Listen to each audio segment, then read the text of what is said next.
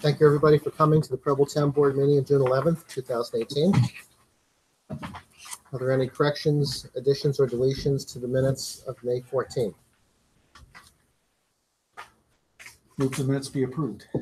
Second. All in favor? Aye. Carried. Jane? Dog report, May report was one dog running at large, picked up, dog adopted, and she traveled 98 miles for the town. Justice report, $17,965 submitted to the town for May. Thanks, Jane. Highway report, Jeff? Got a copy of the report in front of you. One change, we had the roadside mower started giving us fits Friday afternoon. We got into it and got some bad bearings we found, so hopefully that's all it is. So, open house down at the highway garage, Frogpole Saturday, so between 10 and noon. The other thing I jinxed myself, I'd say new alarm systems traditionally have problems with, you know, some phantom alarms like that, fire alarm, and we had nothing. I was even wondering if it was working, right? So starting at 4 o'clock a couple weeks ago, on a Saturday morning, 4 a.m., they started calling me saying we had trouble with the alarm. So we changed it. The way it gets tested, it's at different hours now. But the Verizon guy found a bad connection down actually at the entrance, excuse me, to Preble Park.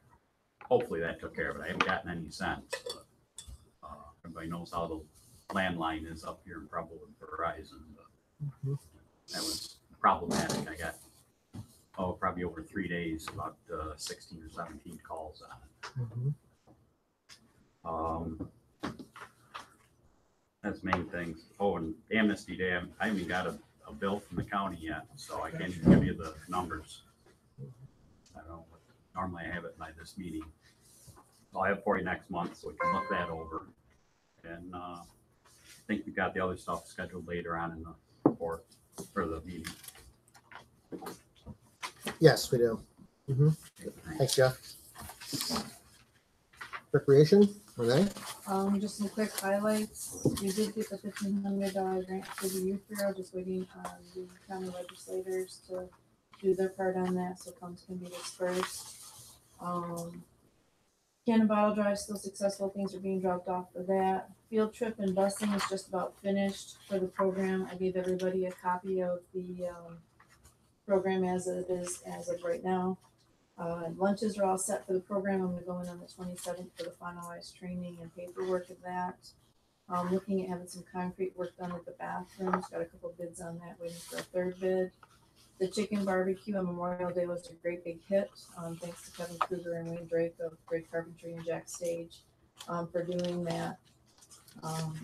We had a profit of $627.05 after we purchased 3 bags of charcoal from the fire department and then the chicken bags from Cash and Carry. So that was a good, successful day. For the rec department, the website's up and running smoothly, still in contact with people when they make the reservations, email and phone calls. The toilets have been installed. The handrails will be up and finished this week. The tables are going to be repainted as well as the bathrooms. And then we're looking at the pump house. The sides on that is rotting out, so we're looking at getting the sides replaced on that where they're rotting and taking care of that. Park seating cleaned every Saturday morning to make sure that's up to date and whatnot. Mowing's looking pretty good. Just need some basic weed eating done in some spots. Thanks to the highway department for cleaning up and mowing and doing some weeding prior to Memorial Day by the roadside. Some signage has been ordered for the park in terms of speed limit watch for children to play.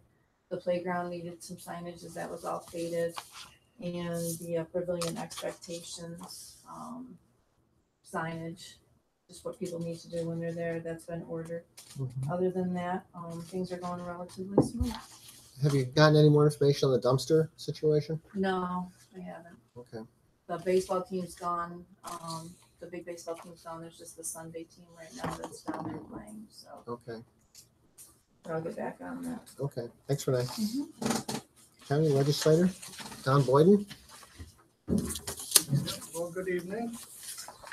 First, I'll just say that on June 29th, Mark Malinello, planning on running for governor, I understand.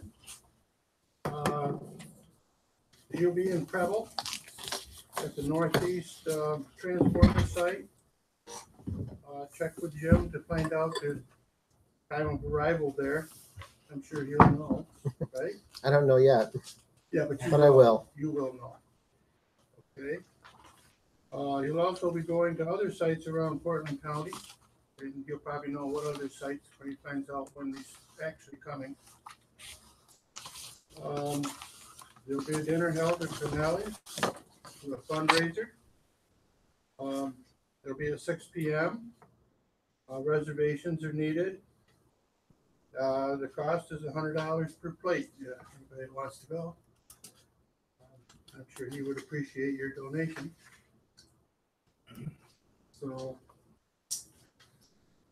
other than that, I just got a hold of a resolution today. It's going to be going to Budget and Finance on the sales tax. I will give this resolution to look at. Okay. I don't know if I can support it. There's two misnomers in here. The Cortland County has agreed to this resolution, and they've also stated that they'll not exercise their right to preemption. Now, I don't know of any such agreement that has been made. Okay, so due to that fact, I have nothing in writing. I have nothing that's been brought to me or to my attention from the city that they agree to this. So if it comes to the floor, I don't feel I can support it without, them agreeing. So I'll give you this resolution here. You guys can go through it. And if you have a different take on it, please let me know. Okay. When do you vote on that? If it goes through Budget and Finance, I believe that's on Thursday. They have their meeting on that. If it clears that and goes to the floor, if it goes in the manner that that's written, without some acknowledgement from the city, stating that they agree to this, I don't know as I can support that. It's kind of misleading to have that in a resolution, in my opinion, when there's been no such agreement, to my knowledge, been given. This certainly wasn't what was put in the paper that everybody read, I'm sure, in the Portland Standard. And that is basically the resolution that they said they did not support. So I'll wait to hear from the towns that whether or not you support this or not also. I'm sure Kevin Fitch has an opinion, right? I'm sure he will. Probably tomorrow night he'll have an opinion. Mhm. Yeah. And so not to take up a whole lot of your time, I brought a resolution that will be going to our committee meeting tomorrow for solid waste. It tells you pretty much all that we're going to be working on at that meeting. There's a report on the landfill here and how we're doing on recycling. And you're more than welcome to pass this around to the audience or anybody that wants to look at it. That's fine. So I'll hand that to you. And anybody have any other questions? And I did receive your thing, Mary Ann, Betty Ann. Thank you very much. You're pretty much right on the button. Yes, you are. So. County would lose it, would be losing. Mm-hmm. Any other questions? Nothing? No. Okay, thank you very much. We'll see you next month, or if not before. Yeah. Thanks for coming, Don. You're welcome. All right, Yeah. Jane? Zoning and code, the May report, one building permit issued, 97 miles traveled for the town, 18 building inspections, 56 hours worked, 2 fire inspections, 3 complaint follow-ups, 27 telephone inquiries. Planning board meeting is June 27th at 7 o'clock. ZBA meeting is July 5th at 7:30.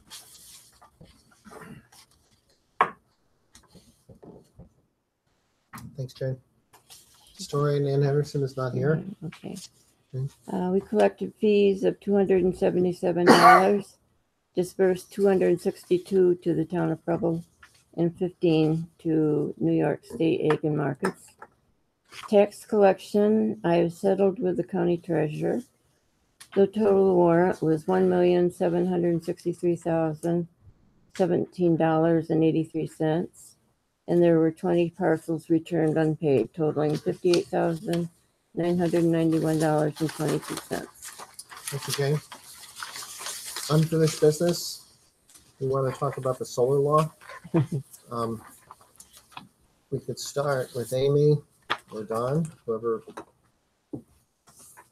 Don, you want to start? Well, I'd first say that I really, in some ways, don't feel comfortable starting because this draft is the result of, obviously the efforts of your solar law committee members. So Amy had passed this on to me a couple of weeks ago, and I've been kind of nitpicking it since then and had several conversations with Amy, and I've had some staff working on it at the office. So what you have before you is what the committee put together. There's a question or two posed in there, and there's some maybe some grammar corrections or maybe some phrase corrections that I've underlined or added, and those that are underlined are the ones that are added.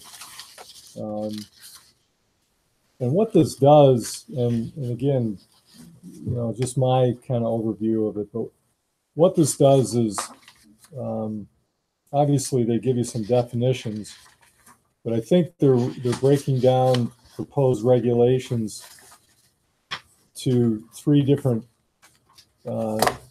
categories, if you will. And if you look on page 3, under 5A, there's the category of roof-mounted solar energy systems. And there is some requirements and some regulations there that would pertain to, the roof-mounted systems. And then on page 5, there's at B, there's ground-mounted solar energy systems, which aren't the big systems that we're talking about. And so there's some further regulation or restrictions there. And then if you go to the top of page 6, there's the beginning of a set of requirements for large-scale solar systems.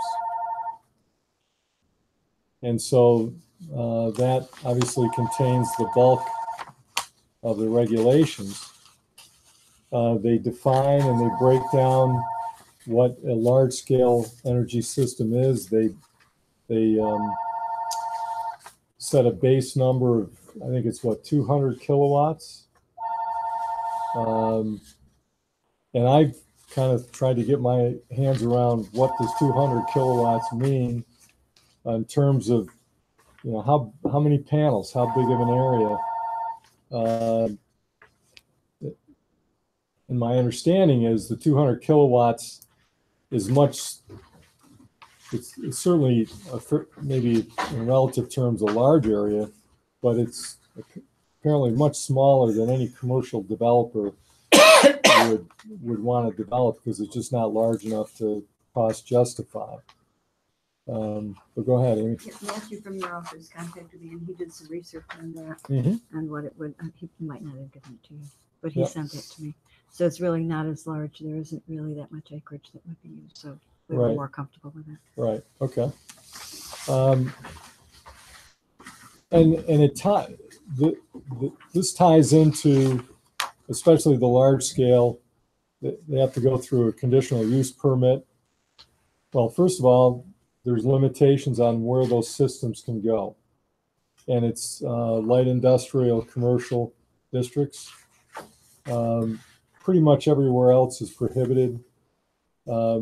you know, and it sets forth the requirement that they get a conditional use permit through your, well, both the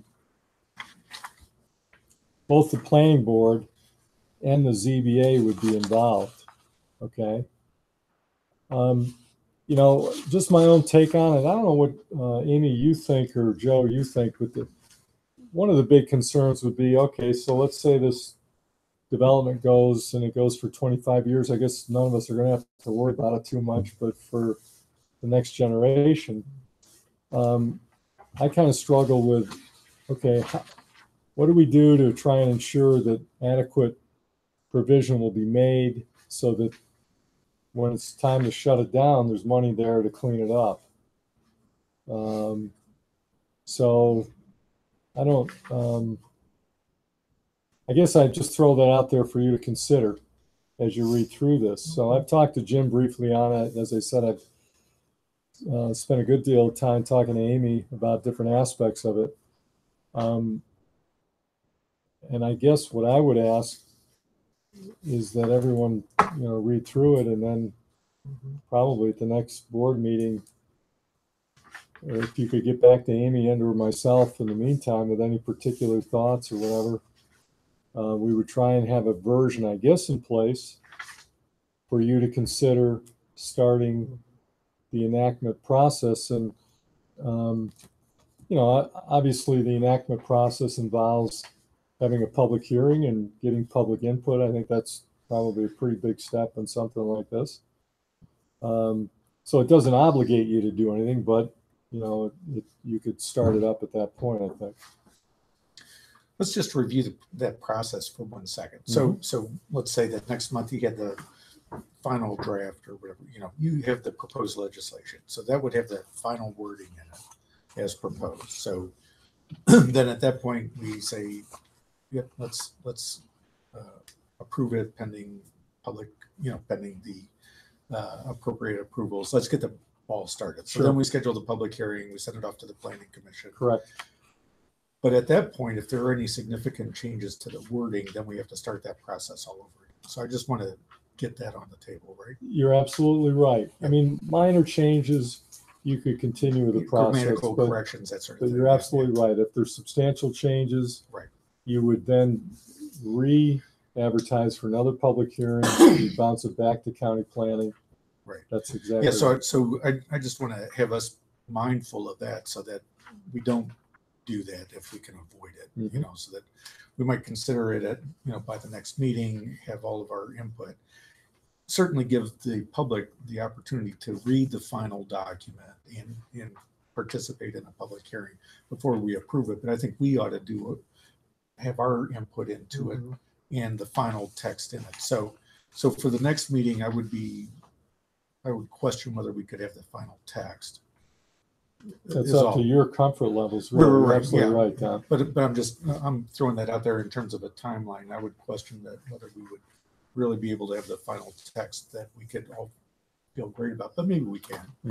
But if we did, then we would be having public hearings and that sort of stuff during the part of the summer. And for a topic like this, I would think we wouldn't want to do that.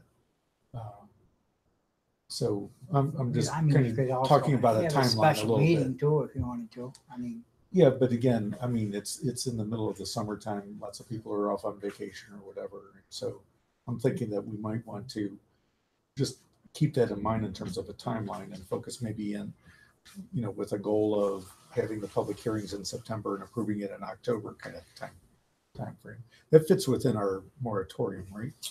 And honestly, Don, I haven't checked to see when that runs. Has to do March or April? March. Yeah, and again, I don't recall specifically. Yeah. I mean, I can double check and get word out to everyone. It's not, you know, it's not like anyone's. You certainly want to enact it before it expires, but nonetheless, it's not fatal unless someone's on the verge of applying and trying to beat us on the before we enact this.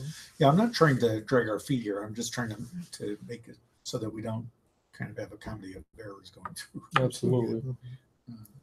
smooth and also give the public the real opportunity to have input to it, so that everybody feels comfortable that they've had the input. Yeah, and so again, from your standpoint, if you could take a look at it, and if there are questions, I would certainly refer.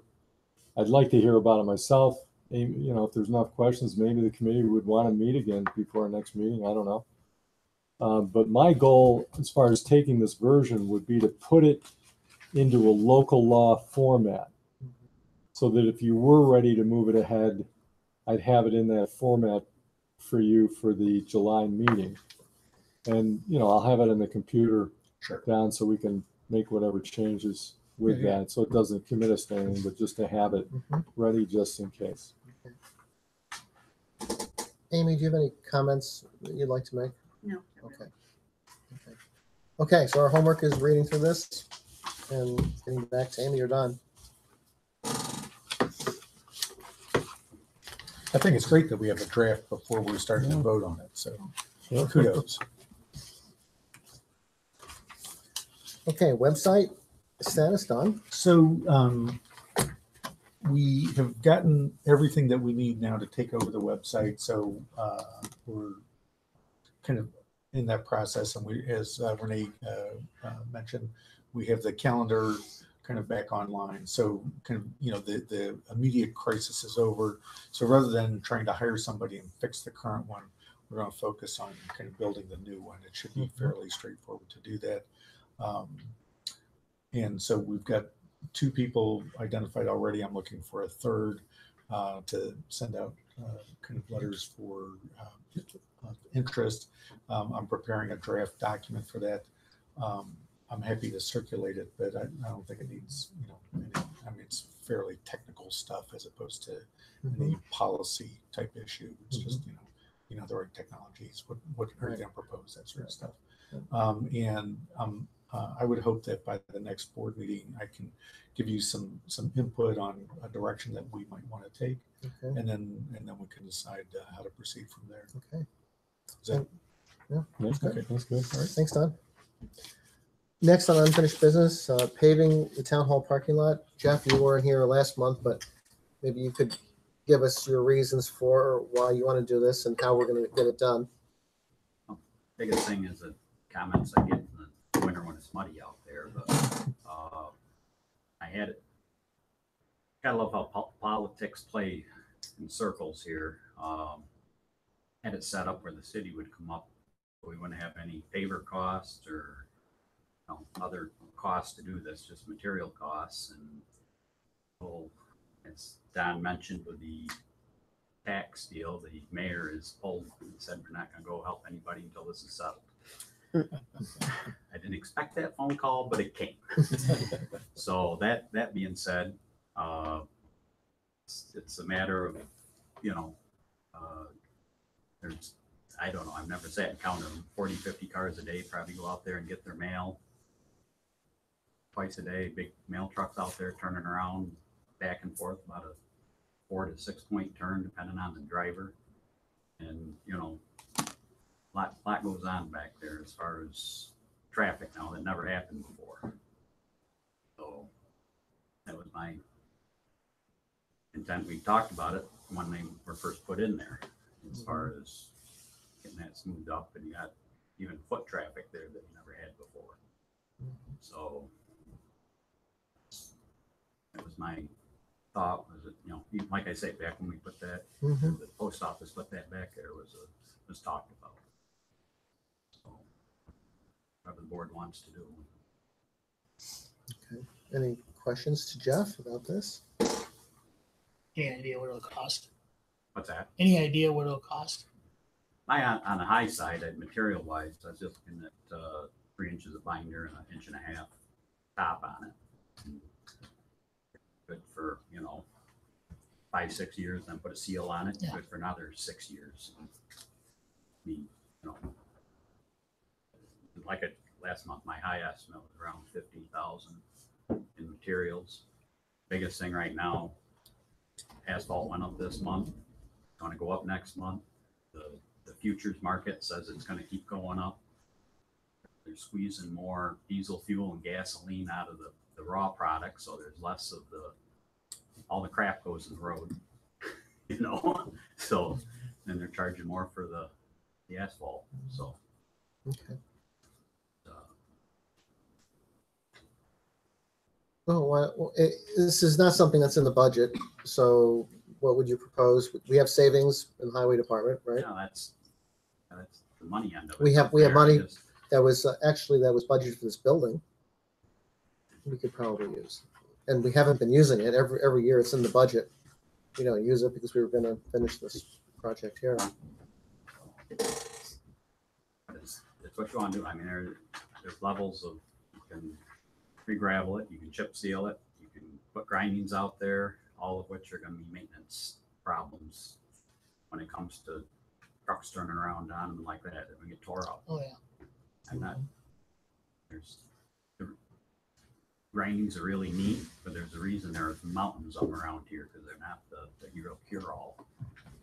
It's, you know, but I think they're, you know, you might get a year or two, but then what's price asphalt going to be? It's going to be a $20,000 or $30,000 job in 2 or 3 years.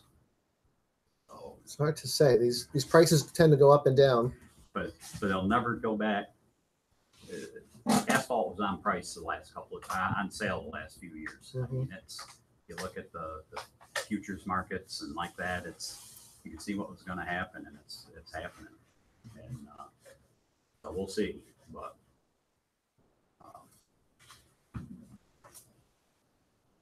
my biggest concern, to be honest with you, is, you know, when it's like this, you can't do much with it salt wise, and there's foot traffic. You know, it's one thing, a person slides and bumps into something, another when somebody falls and breaks an arm or cracks their skull because it's slippery.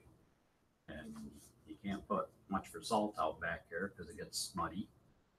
And so I keep 2 buckets. I keep a bucket of sand and salt to kind of sprinkle real easy where I have to. But if it's glare, you got to do something with it because you got people walking on it.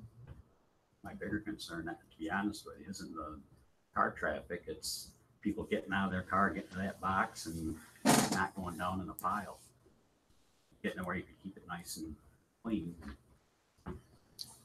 So, Would it survive until next year, next spring, next summer?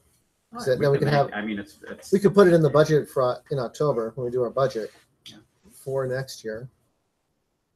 And the other catch is you can't get, you know, big paver back there. You know, that's why I contacted the city of Cortland. They were up here 2 weeks ago today. Dennis Gallagher and Scott Keaton came up, real good paver guy. And he saw, a piece of cake, 2 days, binder one day, top the next, have you out of here, you know, be all done. And a few days later, I got a phone call from Chris down there. He put the brakes on until they settle this sales tax. All right, so we have to wait to see what the city's going to do. So we have use of the equipment. It's not in the budget. I mean, So short of, putting it out to bid, but it's going to cost you more than what it's, mhm.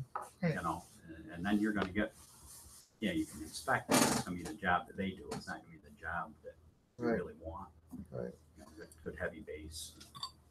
Let's see how things shake out with the city. Table it for a year or a We can month. table it for now. Yeah, And table it for a month and see see if- if the city of Carton comes up with. yeah, see what they come up with. If they come back next month and say everything is solved, we'd like to do it for you because we can give you this great price, whatever. I mean, whatever. I mean, then we have new information at least to go on.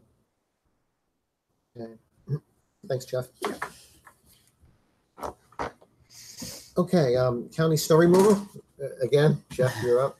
I know that's a legal issue as far as Okay. I'm concerned. That contract, a few months ago, you passed a resolution that we go ahead with it, and I had no problem with that. And then they sent the contract to us, and it went from, I think, 7 or 8 pages to 26 pages. And it's all legalese. And then I talked to Don, and we both agreed that we were going to use the old contract, right? And just put in new dates and send it back to them, which we did. which we did. Any response? To my knowledge, I haven't received any response. Okay, well, we'll just Have wait. you? Have you heard? I've it? heard nothing. Yeah. We'll just No. wait and see if we get a response at some point. And there was even, because I like watching wallpaper dry or paint dry. It's terrible reading. I don't know how you do it, Don. Mhm. But I read them word for word, both the old and the new. And my spin is that before it was, we were to take care of the county roads the same as we take care of ours. You know, when we go out to plow ours, we just do the counties the same way. And in that new contract that they want, it takes that out and it says roads will be taken care of as per the county highway superintendent. Well, to me, that opens up because the county runs a second shift. They run clear salt. They run, you know, if he said, you know, bare the roads and this and that, it could get very pricey in a big hurry for what they're paying. They're paying us half what the state pays, literally less than half. So, yeah, and there's just some open doors there that it's not the same contract. It's and it looks like a contract to me that is a what do I want to say, for a contractor. Okay, Joe Bob is going to go start plowing roads, and that they're going to hire him. Okay, this is the contract to protect the county.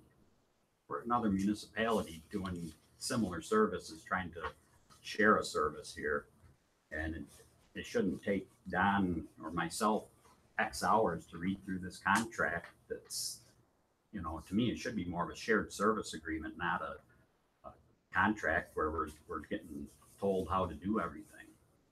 So, And remember too, we'd had some language in there that they had agreed to maintain the highways, the roadways in the present condition. That language had been taken out. So the county had agreed to keep their county roads, you know, up to at least the level they were when we signed, which, how do you measure that? But there was some protection that allowed Jeff to at least call them up and say, hey, you're letting these go to hell or whatever, excuse me.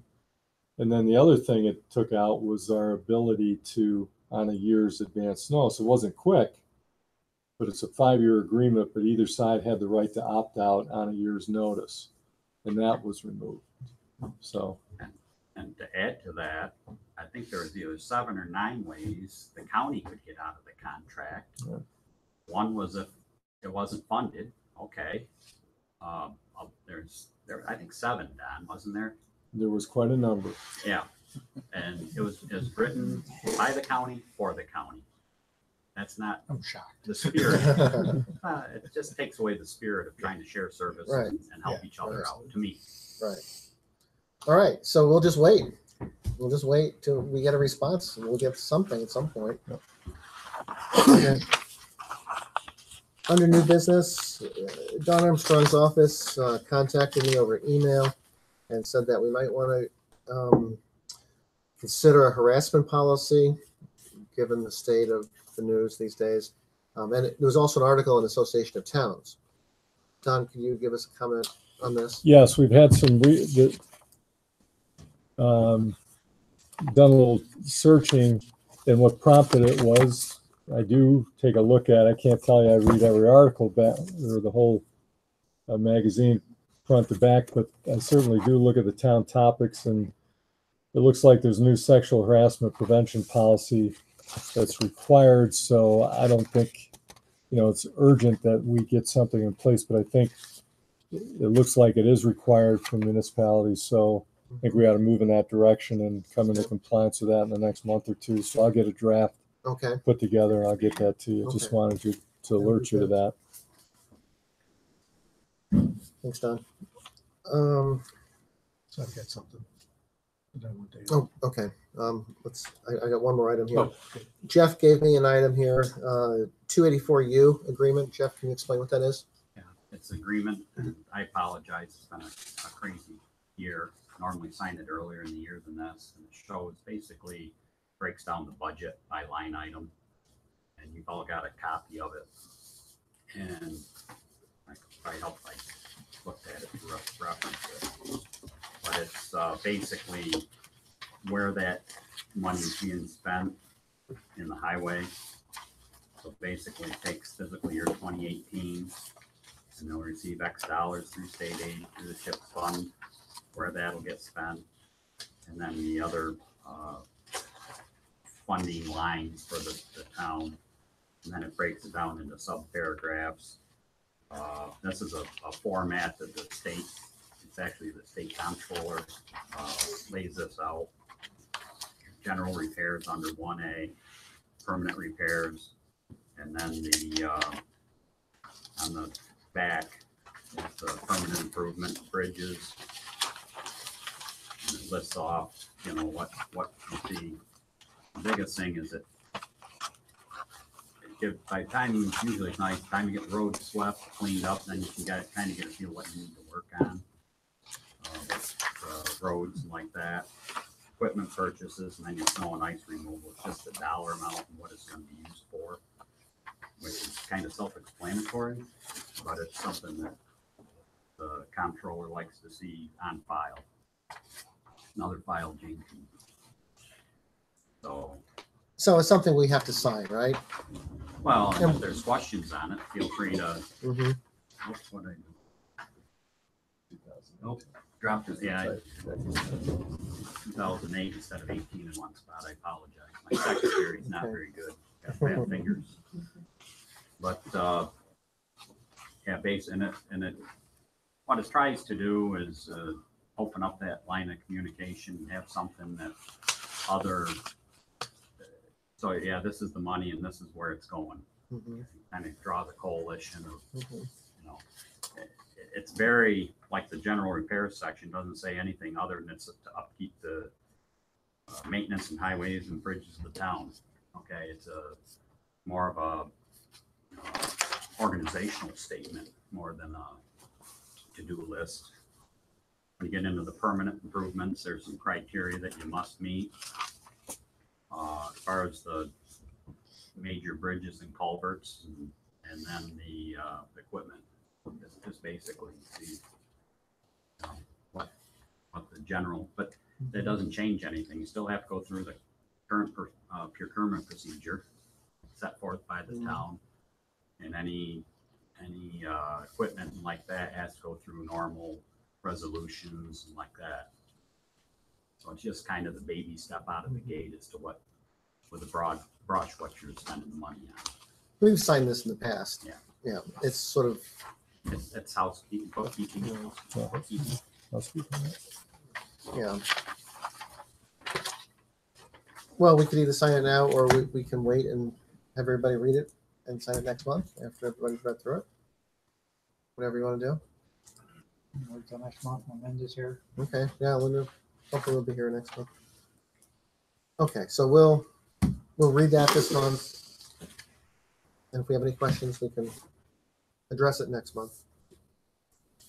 Don, you have something else, new business? So I attended, or actually, one of my associates attended a conference last week from the Appalachian Regional Commission. It turns out we're the northern tip of Appalachia, and there is they have funds available for municipalities on a grant basis, but in particular, there's some funds focused on broadband investment. I know that broadband is important to a section of our community who can't get broadband. So what I wanted to do was to see if we were interested in exploring, getting somebody to write a grant for some of that money. Now, I mean, there may be some other places that we can go as well. Mm-hmm. And of course, Spectrum or Charter is under a mandate to expand their broadband service as part of their consent agreement to acquire Time Warner. So there may be some compliance issues that we could go and press on them for as well. But I mean, I think so. For example, there are some statistics out that a 4 megabyte increase in home internet speed results in a household income increase of $2,100 a year. So there's a bunch of data that shows that having broadband in a community improves the economic value for the community, the economic results that the community achieves. So I'd like to see us explore this if we can, and I'm happy to lead the effort, but I'm not a grant writer, so right. We would need to find the resource to do that. We can go to Toma. You could call Toma. Okay. And talk to, you can start with Richard. Okay. And he might send you somebody.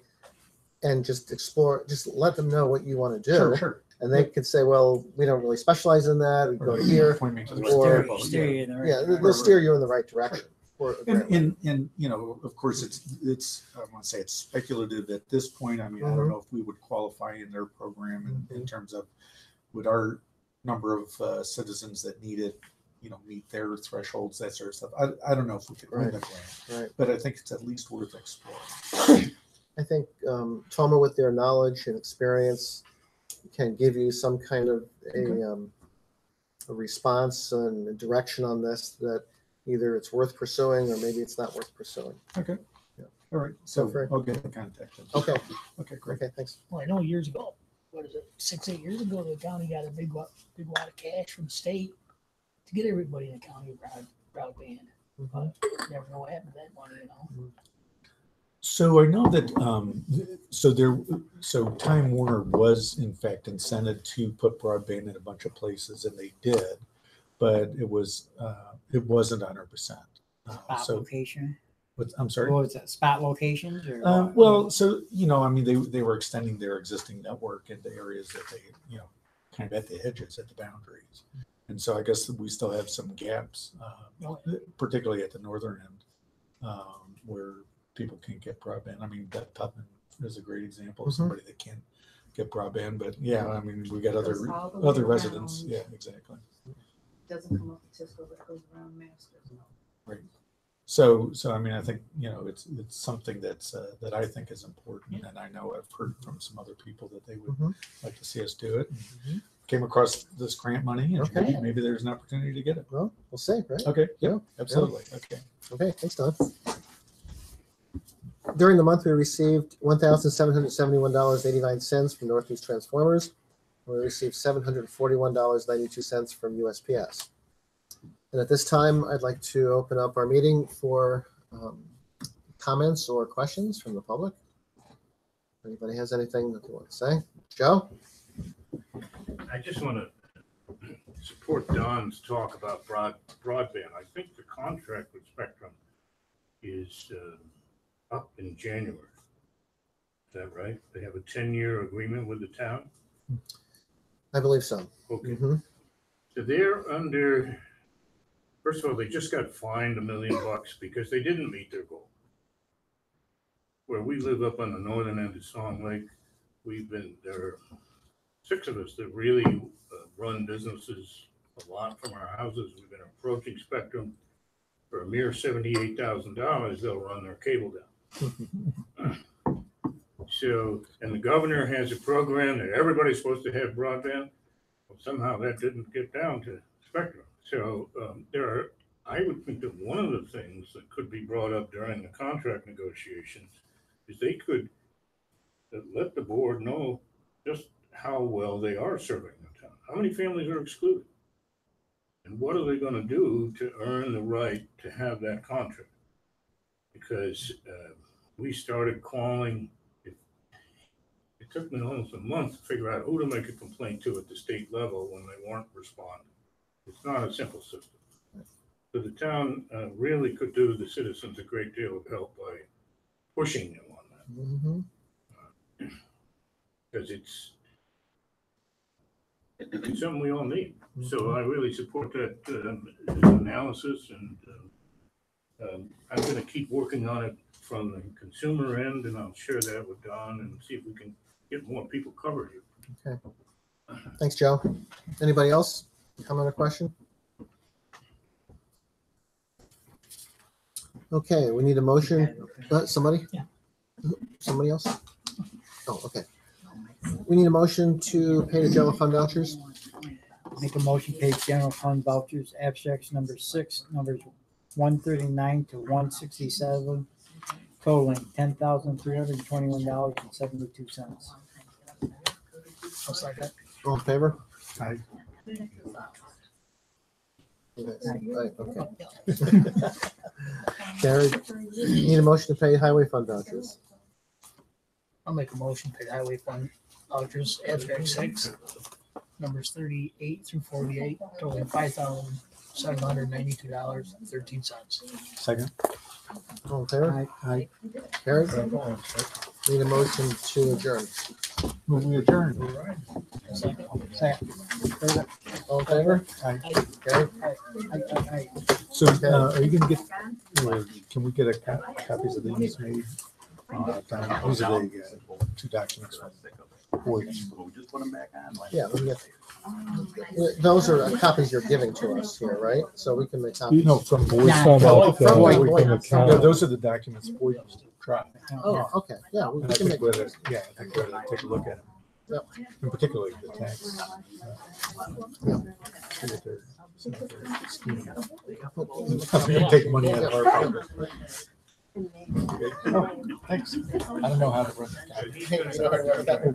Actually, I better, let me, Yeah, you can shut that baby down. I thought we had a provision. And then you